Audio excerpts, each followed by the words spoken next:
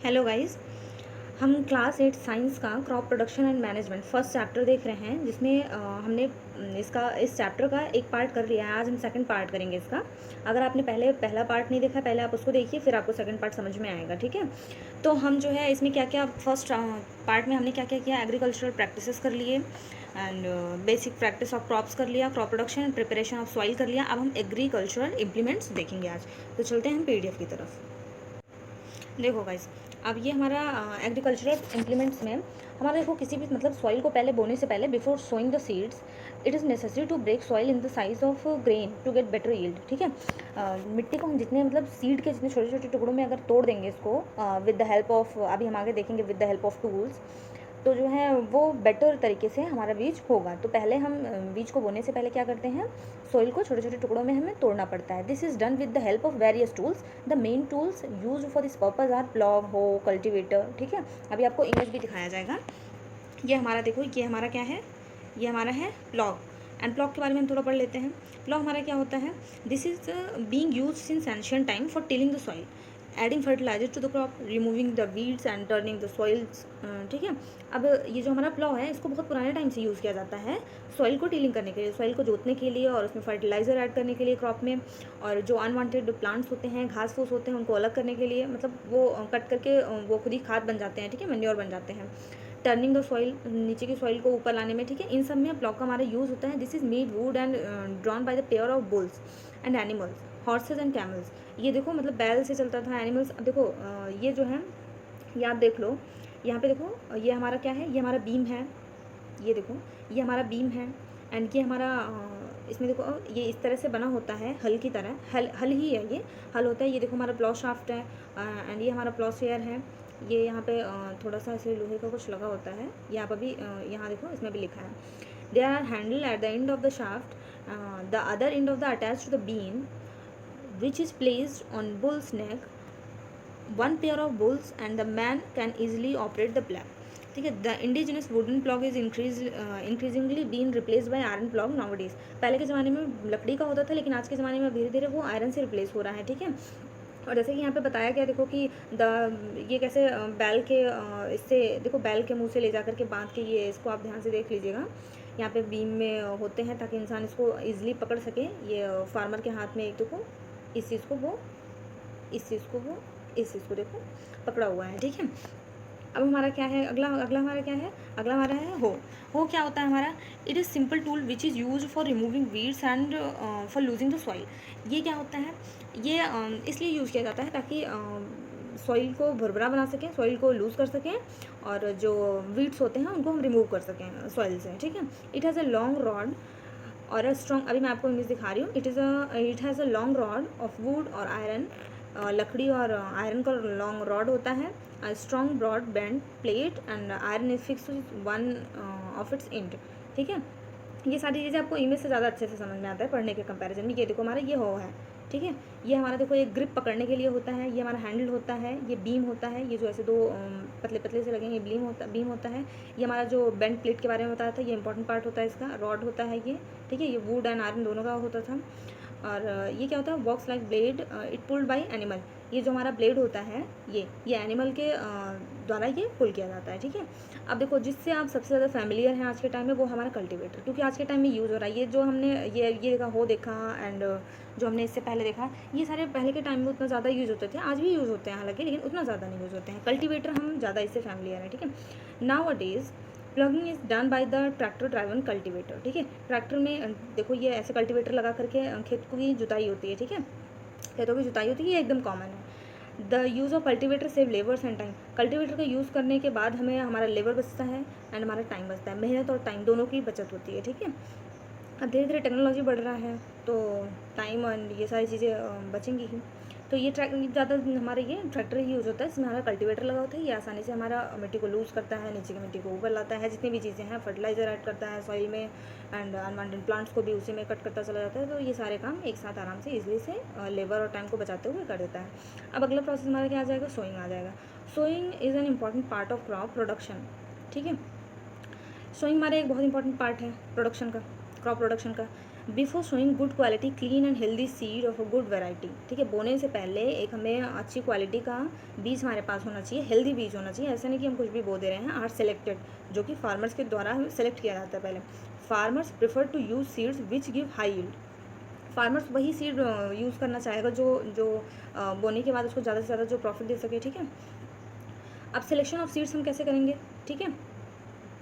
अब selection of seeds हम कैसे करेंगे, देखो इसमें एक एक्टिविटी करवाई गई है, मतलब देखो कि ये कहा जा रहा है, one day I saw my mother put some gram seeds in a vessel and pour some water on them to them, after a few minutes some seeds started and float on the. अब देखो इसको किस लिए, ये activity किस लिए करवाया गया, ये activity good variety of seed को कैसे चुने इसका एक तरीका है, ठीक है।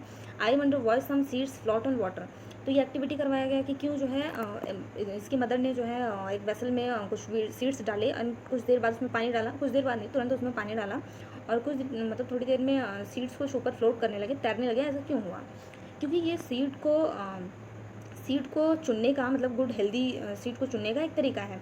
अब देखो आप भी इसको अपने घर पे ट्राई कर सकते हो। Take a beaker and fill half of it with water, put handful, मतलब कुछ भी आप उसमें कोई सा भी सीड डालो, आप वीट डालो ज़्यादा बेटर है। Put a handful of wheat seeds and stir well, wait for some time. अब देखो क्या होता है, जो are there seed which float on water would those be lighter and heavier those, वो अब देखो कुछ ऊपर तैर लिए, कुछ नीचे ही हैं। अब जो नीचे हैं वो जाहिर सी बात है हेल्दी हैं, जो ऊपर हैं वो खोखले हैं। Why would they B lighter, कुछ ऐसे लाइटर क्यों होगी, क्योंकि गेहूँ वो भी है लेकिन कुछ ऊपर क्यों तैरने लगे, क्योंकि वो डैमेज थे। Damage seed become hollow and are thus lighter before they float on water, वो हॉलो थे जो ऊपर तैरने लगे, जो फ्लोट करने लगे वो अंदर से खोखले थे, इस वजह से वो तैरने लगे, इस वजह से वो हल्के थे।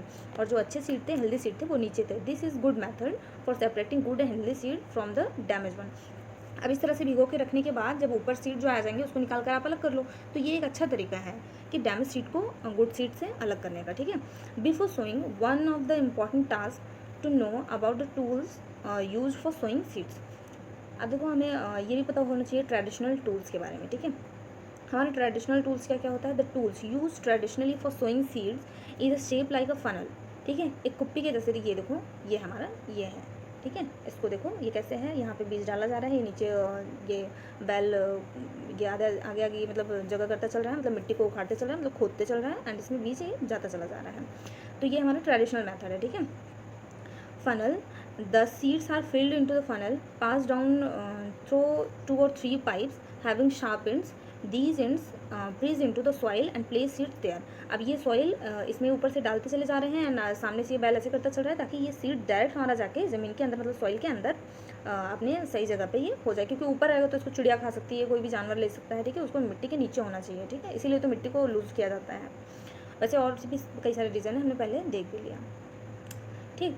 तो ये हमारा ट्रेडिशनल मेथड ऑफ सोइंग था, ठीक है। अगला हम अपना देखते हैं, ये हमारा क्या है, a seed drill. Seed drill हमारा क्या है, नाउ डेज, अभी देखो जो हमने कल्टीवेटर देखा ना, उसी की तरह now days the seed drill, इसमें जैसे कि आप देख रहे हैं इस फिगर में, फिगर नंबर 1.2 में, is use for sowing with the help of tractors. अभी जैसा कि आपने आगे देखा ट्रैक्टर्स की हेल्प से कैसे सीड ड्रिल काम करता है। The shows the seeds uniformly at equal distance and depth.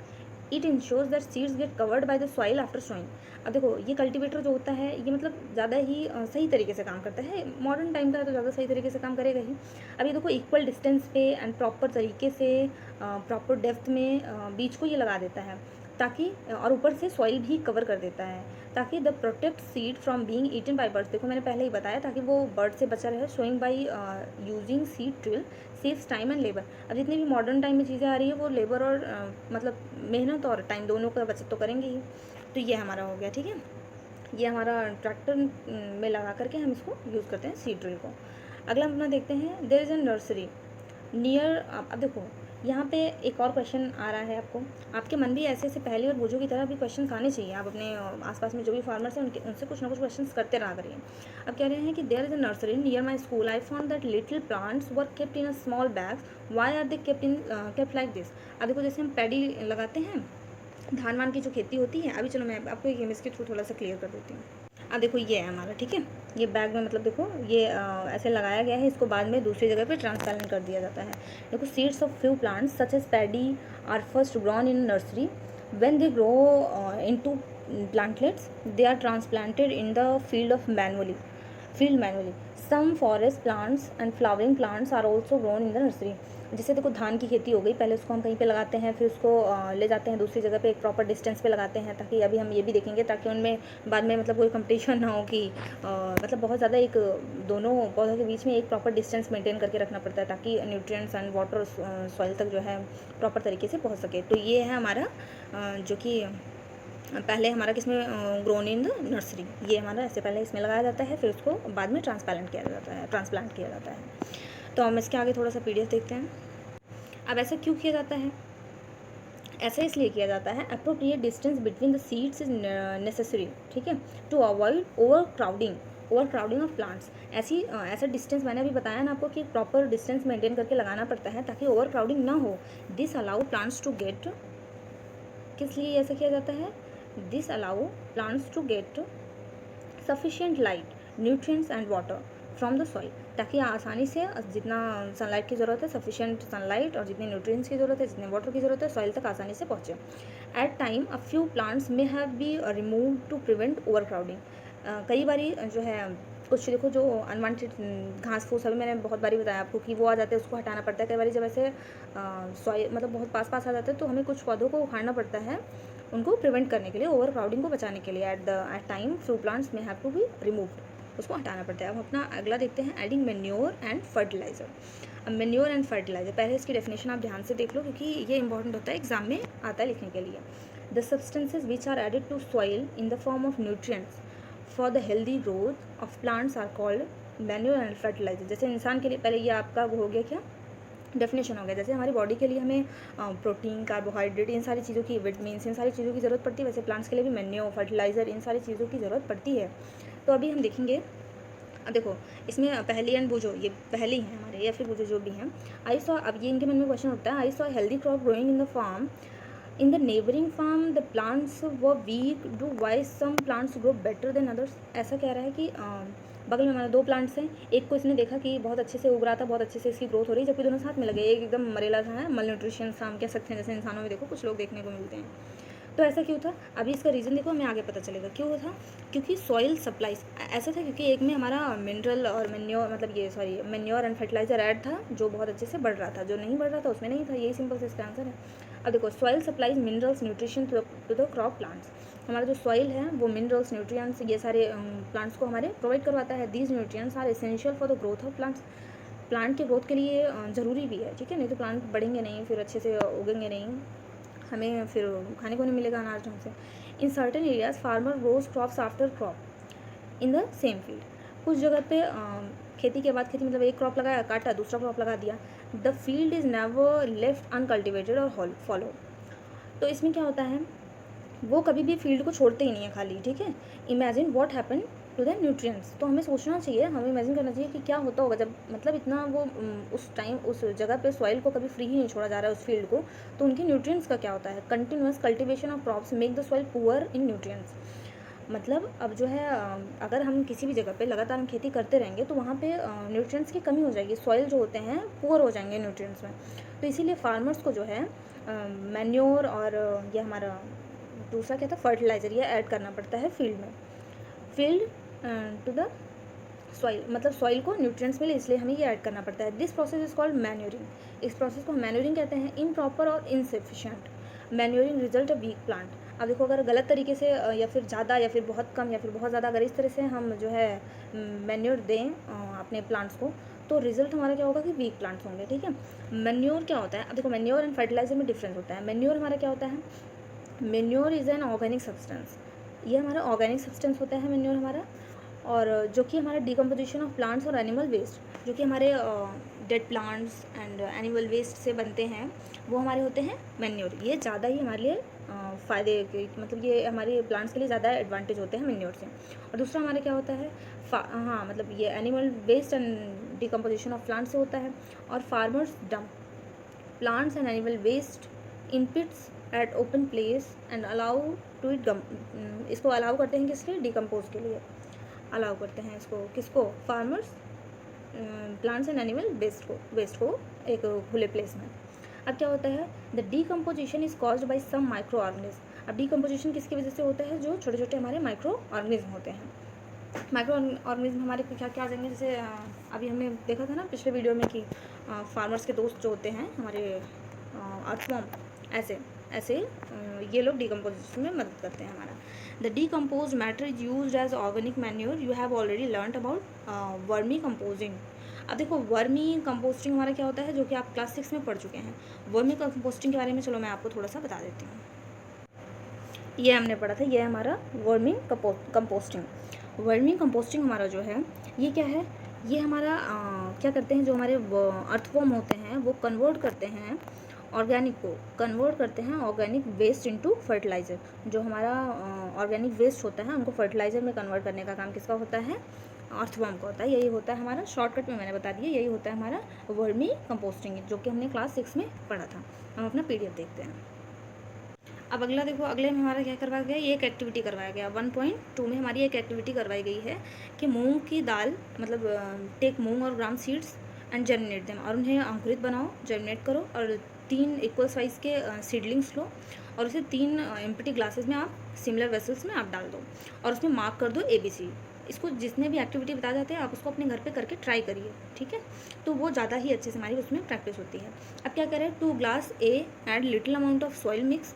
सब में आप सॉइल मिक्स करो विद द लिटिल काउ डंक मैन्योर। अब पहले A की बात हो रही है जिसमें आप थोड़ा सा सॉइल मिक्स करते हो और थोड़ा सा काउ डंक मैन्योर यूज़ करते हो, मतलब मिक्स करते हो। और ग्लास B में आप क्या करते हो, some amount of soil mix with the little urea, जो यूरिया हमारा फर्टिलाइज़र है उसको आप मिक्स करते हो। और take the same amount of soil in the glass C। Soil तो उतना ही सेम अमाउंट में लो आप ग्लास C में, और कुछ भी मत ऐड करो। अब आप क्या देखेंगे, now pour the same amount of water in each glass and क्या करते हैं आप, सब में सिमिलर उतना ही एक क्वांटिटी में पानी डालते हैं। उसके बाद क्या करते हैं, plant the seedlings to them. उसके बाद आप प्लांट लगाते हैं, keep them in a safe place and water them daily. उसको एक अच्छी मतलब सेफ जगह पे रखो और रोज़ उसको पानी दो। अब आप 7 से 10 दिन बाद ऑब्जर्व क्या करेंगे, उनकी ग्रोथ को ऑब्जर्व करेंगे, ठीक है, ये एक्टिविटी हो रही है उनको ऑब्जर्व। अब देखो प्रिपरेशन ऑफ द एक्सपेरिमेंट, अब जब उनको ऑब्जर्व किया गया, ये हमारा वेसल ABC। अब देखो आप B में देखेंगे सबसे ज़्यादा जिसमें यूरिया पड़ा था वो हमारा, देखो सबसे ज़्यादा उसमें प्लांट्स बड़े हुए हैं, लेकिन जो हमारा A में है, A में देखो थोड़ा छोटे छोटे प्लांट्स हैं, और C में हमारा बहुत ही छोटे छोटे दिख रहे हैं जिसमें हमने कुछ नहीं डाला था। Growing seedlings with manure and fertiliser, इसमें मैन्योर हमारा पड़ा था, इसमें फर्टिलाइजर, इसमें कुछ भी नहीं। अब हम इसके इफेक्ट देखेंगे। अब क्या हुआ, did plants in all the glasses grow at the same pace. But देखो सेम मिट्टी दिया गया, वो दिया गया, लेकिन मैन्योर एंड फर्टिलाइजर एंड एक में नथिंग। तो यही सिर्फ यही इतना गैप था, बाकी जितना मिट्टी उसमें और जितना पानी उसमें सब इक्वली दिया गया। विच ग्लास शोड, जैसे कि आपने देख लिया ABC में क्या फ़र्क था। बेटर ग्रोथ ऑफ प्लांट्स, आपने इसको देख लिया। In which glass was the growth fastest, सबसे ज़्यादा फास्ट किस में हुआ, B में हमारा, जिसमें यूरिया मिला हुआ था। फर्टिलाइजर्स क्या होते हैं हमारे, फर्टिलाइजर होते हैं हमारे, fertilisers are chemical which are rich in particular nutrients. जो हमारे फर्टिलाइजर होते हैं वो हमारा केमिकल से, उसमें केमिकल भी ऐड होते हैं जो कि हमारा न्यूट्रिएंट्स में रिच होता है compare to manure. How are they different from manure, manure से कैसे अलग है। फर्टिलाइजर जो हमारा होता है वो फैक्ट्रीज में प्रोड्यूस किया जाता है। Some examples of fertiliser are urea, ammonium sulphate, sulphur phosphate, potash. ये हमें पता होना चाहिए क्योंकि हमारे एग्जाम में भी लिखने को आएंगे, ये इंपॉर्टेंट है इसलिए मैं मार्क कर दे रही हूँ, ठीक है। तो सम एग्जाम्पल्स ऑफ फर्टिलाइजर्स क्या है, urea, ammonium sulphates and super phosphate, potash. NPK का क्या है, नाइट्रोजन, फॉस्फोरस एंड पोटेशियम, ठीक है। The use of fertilisers has help farmers to get better yield of crop such as wheat, paddy and maize. हमारे धान, गेहूँ और मक्के की खेती में बहुत अच्छा ही मतलब बहुत ज़्यादा प्रोडक्शन होता है फर्टिलाइज़र को यूज़ करने के बाद फार्मर्स का। उसके बाद क्या होता है, अब क्या होता है, but excessive use of fertilisers have made the soil less fertile. लेकिन फ़ायदे के साथ हमारा नुकसान भी होता है। ये होता है कि अगर हम ज़्यादा यूज़ कर लेते हैं फर्टिलाइज़र तो हमारी जो सॉइल होती है वो बहुत कम फर्टाइल हो जाती है, ठीक है, लेस फर्टाइल हो जाती है। Fertilisers have also become source of water pollution. जो फर्टिलाइजर है ये, इससे हमारा वाटर पोल्यूशन भी होता है, ठीक है, वही तो जाके पानी में मिल रहा है ना। Therefore in order to maintain the fertility of the soil we have to substitute fertilisers with organic manure और leaves the field cultivate uncultivated. अब देखो, अब हम अगर हम फ़ायदा ले रहे हैं तो उसके साथ साथ हमें सॉइल की फर्टिलिटी के बारे में भी सोचना पड़ेगा। तो उसके लिए हमारे पास सब्स्टिट्यूट क्या है कि किसान को जो है कुछ टाइम के लिए, पहली बात तो कुछ समय के लिए जब बहुत ज़्यादा ज़रूरी ना हो तो हमें मैन्योर भी यूज़ करना चाहिए। मैन्योर के हमारे बहुत सारे एडवांटेजेस होते हैं और कुछ टाइम के लिए हमारा फील्ड को छोड़ देना चाहिए, खाली छोड़ देना चाहिए ताकि वो अगेन से रिच हो जाए, मतलब हमारी सॉइल अगेन से फर्टाइल हो जाए। अनकल्टिवेटेड हमें छोड़ देना चाहिए इन बिटवीन 2 क्रॉप्स, 2 क्रॉप के बीच में थोड़े टाइम के लिए हमें अनकल्टिवेटेड छोड़ देना चाहिए। The use of manure improve soil texture as well as the water retaining capacity. अब क्या होता है, अगर मैन्योर हम यूज़ करेंगे तो मैन्योर के हमारे फ़ायदे हैं कि ये पानी को बहुत टाइम तक होल्ड करके रखता है, तो ये हमारे फ़ायदे हैं इससे। और इससे हमारे सॉइल की न्यूट्रिएंट्स भी बने रहते हैं मैन्योर को यूज़ करने से। Another method of replacing the soil with nutrients is 2 crop rotation. हमारा एक और तरीका है सॉइल को रिच बनाने का, सॉइल को न्यूट्रिएंट रिच बनाने का, कि क्रॉप रोटेशन हम करते रहें। सपोज जैसे देखो हमारे नॉर्थ इंडिया में पहले के टाइम में देखो लेग्यूमिनस के, अभी हम आगे इसके बारे में पढ़ेंगे, हालांकि लेग्यूमिनस प्लांट्स ज़्यादा लगाए जाते थे जो कि रिच होते हैं हमारे इसमें फर्टिलाइज़र, मतलब न्यूट्रिएंट्स में हमारे रिच होते हैं। और देखो अभी जो यहाँ पे बात चल रही है, यहाँ पे क्रॉप रोटेशन की चल रही है, मतलब कि this can be done in growing different crops alternately. जैसे कि आप कभी धान लगा रहे हो तो दूसरे सीज़न में आप उसमें कुछ और चेंज कर दो, आप अनाज चेंज करके लगाओ, वही बार बार मत लगाओ, ठीक है। अब देखो मैंने पहले बताया ना, North India use to grow leguminous as fodder in one season, wheat in the next season. पहले एक सीज़न में लेग्यूमिनस प्लांट्स लगाएंगे, अभी मैं आपको दिखाऊंगी क्या होते हैं लेग्यूमिनस प्लांट्स, और दूसरे सीज़न में वीट एंड पैडी ये सारे लगाएंगे। This help in replacement of the soil, ठीक है। ये हमारे सॉइल के रिप्लेसमेंट में मतलब ज़्यादा हमारा सॉइल को नाइट्रोजन। अब देखो ये सारी चीज़ें हम देख रहे हैं ना, इसके साथ साथ आप जो है ये सारी चीज़ें हमने जो देखा, this helped in the replenishment of the soil with nitrogen. Farmers को ये सारी चीज़ें करनी चाहिए, ये सारी प्रैक्टिस में अपनी लानी चाहिए कि ये सारी चीज़ें इंप्लीमेंट करेंगे तो उनके पैदावार भी अच्छी होगी। In the previous classes we have learn the rhizobium bacteria. Rhizobium bacteria हमारा क्या होते हैं, राइजोबियम बैक्टीरिया होते हैं, these are present in the nodules of the roots of leguminous plant. जो लेगुमिनस प्लांट्स होते हैं हमारे, वो आपको मैं पहले दिखा देती हूँ। ये हैं हमारे लेगुमिनस प्लांट्स, यानी कि फलियां वाली सब्जी, जैसे मटर हो गया, सेम हो गया, ये सारे हमारे लेगुमिनस प्लांट होते हैं। इनके नोड्यूल्स में, इनके रूट में जो होते हैं हमारे राइजोबियम बैक्टीरिया होते हैं। क्या करते हैं, ये एटमॉस्फेयर में नाइट्रोजन को फिक्स करते हैं, ठीक है। दे fix the nitrogen, they fix the atmospheric nitrogen. ये हमारे होते हैं फलीदार सब्जियां, मतलब फलीदार कह सकते हैं हम इनको, मटर, सेम, ये सारी चीज़ें हो जाती हैं। ये हमारे सॉइल को रिच बनाती हैं, किसमें, न्यूट्रिएंट्स देती हैं हमारे सॉइल में, नाइट्रोजन प्रोवाइड करवाती हैं, ठीक है। ये होते हैं। अब हम देख लेंगे फर्टिलाइज़र और मैन्योर में डिफरेंस। ये देखो, ये हमारा क्या है, ये हमारा है फर्टिलाइज़र। फर्टिलाइज़र देखो, एक किसान ये यही होता है फर्टिलाइज़र हमारा। फर्टिलाइज़र क्या होता है, ये इनऑर्गेनिक सॉल्ट होता है, ठीक है। फर्टिलाइज़र फैक्ट्री में प्रिपेयर किया जाता है, अभी मैंने बताया आपको। और फर्टिलाइज़र जो है वो does not provide humus to the soil, ये किसी भी तरह का ह्यूमस नहीं प्रोवाइड करवाते हैं सॉइल को। अभी हम दोनों में डिफरेंस पहले देख लेते हैं, फर्टिलाइज़र एंड मैन्योर। ये हमारे हैं मैन्योर वर्सेस फर्टिलाइज़र। फर्टिलाइज़र हमारा, जैसे कि मैंने अभी बताया, क्या है कि इनऑर्गेनिक सॉल्ट है ये। लेकिन हमारा जो मैन्योर है, ये नेचुरल सब्सटेंस होता है, obtained by the decomposition of cattle dung, human waste and plant residues. तो ये हमारा नेचुरल सब्सटेंस होता है, हमारा मैन्योर जो होता है। फर्टिलाइज़र जो मतलब फैक्ट्री में बनता है, लेकिन manure can be prepared in the field, ये फील्ड में बनता है, ओपन प्लेस में, ठीक है। फर्टिलाइज़र हमारा क्या होता है, कुछ भी प्रोवाइड नहीं करवाता है, यानी ह्यूमस टू द सॉइल। लेकिन जो हमारा मैन्योर होता है, provide a lot of humans to the soil. अब फर्टिलाइज़र जो हमारा होता है वो रिच होता है प्लांट न्यूट्रिएंट्स में, लाइक नाइट्रोजन, फॉस्फेरस, पोटेशियम, अभी मैंने प्रीवियस आपको PDF में बताया था। लेकिन जो ये हमारा मैन्योर होता है, मैन्योर क्या होता है, relatively less rich in plant nutrients. ये इसमें यही एक मतलब थोड़ी सी हम कह सकते हैं कि ये कम रिच होता है, पुअर होता है कंपेयर टू फर्टिलाइज़र, कि न्यूट्रिएंट्स कम देता है, नहीं तो लोग इसे ही यूज़ करते हैं क्योंकि इसके इतने सारे एडवांटेज हैं। अब हम एडवांटेज देख लेते हैं। ये हमने देख लिया कि फर्टिलाइज़र एंड मैन्योर, ये सारी अभी हमने डिफरेंस भी देख लिया। और अब हम देख लेते हैं एडवांटेज ऑफ मैन्योर, आज देख लेते हैं, ठीक है। एडवांटेज ऑफ मैन्योर में हमारा क्या है, द ऑर्गेनिक मैन्योर जो होता है वो कंसिडर किया जाता है बेटर देन फर्टिलाइज़र। अभी मैंने बताया, बस इसमें लेस न्यूट्रिएंट्स होता है, ये नहीं तो लोग इसे ही यूज़ करें। अभी को इसके एडवांटेज हमारे क्या क्या हैं, it enhance the water holding capacity of the soil. ये जो हमारा बढ़ाता है कि अभी देखो मैंने पहले भी बताया था आपको कि जो हमारा ये मैन्योर होता है वो पानी को पकड़ के रखता है, मतलब वाटर होल्डिंग जो होती है इसकी वो स्ट्रांग होती है। ये वाटर की होल्डिंग को इन्हेंस करता है कंपेयर टू फर्टिलाइज़र। और क्या इसका सेकंड हमारा क्या एडवांटेज है, it makes the soils porous due to which exchange of gases become easy. ये सॉइल को देखो पोरस बनाता है, जिससे हमारा जो गैसेस के एक्सचेंज होते हैं वो हमारा ईजिली हो जाता है।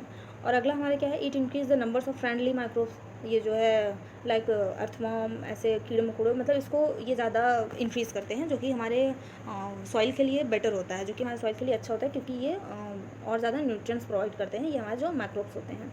और क्या है, it improve the texture of the soil, ठीक है, ये सॉइल के ढांचे को भी बना कर रखते हैं। तो ठीक है, आज हमने क्या क्या देखा? आज हमने देख लिया advantage of manure and difference between fertiliser and manure. And आज हमने क्या क्या देखा, और क्या देखा हमने? हमने देख लिया एडिंग मैन्योर एंड फर्टिलाइज़र, और सोइंग देख लिया हमने, ट्रेडिशनल टूल्स वगैरह देख लिए। I hope you like this session. अगर आपको ये सेशन पसंद आया हो तो please like, share and subscribe and comment also. अगर आपका कोई क्वेश्चन है तो कमेंट करके आप पूछ सकते हैं उसको। थैंक यू गाइज, मिलते हैं नेक्स्ट पार्ट में। इसका नेक्स्ट पार्ट भी जल्दी ही अपलोड हो जाएगा। Thank you.